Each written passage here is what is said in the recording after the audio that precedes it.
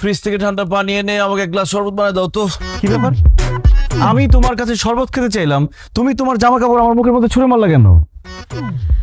জামা কাপড়গুলো ময়লা হয়ে গেছে, এগুলো ধুয়ে দেওয়ার জন্য। তুমি এখন এগুলো সুন্দর করে ধুয়ে ছাদে নিয়ে শুকা দিয়ে আসো, যাও। What, are you crazy? আমি তোমার জামা কাপড় ধোবো কেন? বাসার সব কাজ এখন যৌথ হচ্ছে, আমি ঘর মুছতেছি, এর জন্য তুমি জামা কাপড় ধুয়ে দিবা। একদম ফালতু কথা বলবো না, সারাদিন অফিস করে আসছি। এই তোমার লজ্জা করে না? তোমার হাজবেন্ডকে দিয়ে তুমি জামা কাপড় ধোয়াইতে চাও? এই, আর তোমার লজ্জা করে না? নিজের বউকে দিয়ে অর্ধেক বাসার ভাড়া দেওয়া হইছো। তুমি জানো বাসা ভাড়া দিতে পারি না দেখে ওই বাড়িওয়ালা আমার শখের স্বর্ণের আংটিটা নিয়ে গেছে, যেটা বিয়ের সময় আমার বাবা দিছিল। সুতরাং অর্ধেক বাসা ভাড়া যেহেতু আমাকে দিয়ে তুমি দেওয়াইছো, এখন জামা কাপড় তোমাকে ধুইতেই হবে। আরে বাবা রে, আমি তো জামা কাপড় ধুইতে পারি না, আমি পারবো না এইসব কাজ করতে, প্লিজ আমাকে মাফ করো। কি বললো তুমি? জামা কাপড় তুমি ধুইতে পারবে না? ঠিক আছে, বাড়িওয়ালা যে আংটিটা নিয়ে গেছে সেটার পুরো টাকা তুমি এখন আমাকে দিবা। আর এই যে ঘর ক্লিন করছি, এই ময়লা টয়লা আমি আবার ছড়ায় ছিটিয়ে দিব, এগুলো তুমি এখন মুছবা। না না, থাক থাক, এসব করার দরকার নাই, আমি তোমার জামা কাপড় সব ধুয়ে দিব।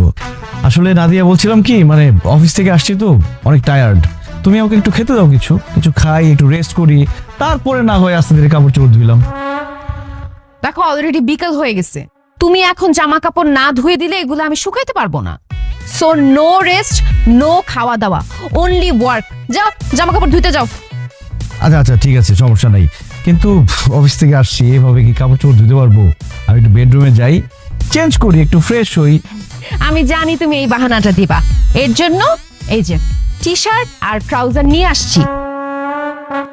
তুমি বেডরুমে ঢুকে দরজা লক করে ঘুমায় যাবে, সেটা আমি খুব ভালো মতো জানি। এর জন্য তোমার জন্য কাপড় চোপড় আগে থেকে এনে রাখছি।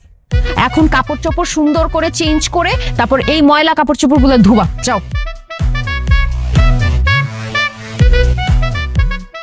যাও না কেন?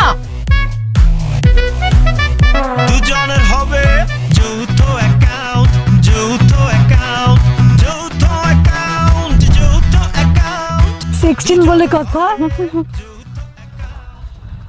ভাবি, আপনি কিন্তু অনেক লাকি ভাবি, কত ভালো একটা হাজবেন্ড পাইছেন, বাসার সব কাজ ভাইয়া করে দেয়। তো ভাইয়া, আপনি বলে রান্না বান্না করেও ভাবিকে খাওয়ান, আমাকে কবে রান্না বান্না করে খাওয়াবেন বলেন তো? রান্না করে আর খাওয়াতে হবে না, আমার উপর দিয়ে যা যাচ্ছে, যে কোনো সময় আমি মারা যাব, আমার 40টা খেয়ে যায়। এই কথা কম কাজ বেশি, কাজ করো। ভাবি, এরপরেও রান্না করলে আমি আপনাকে খবর দিব না। ঠিক আছে।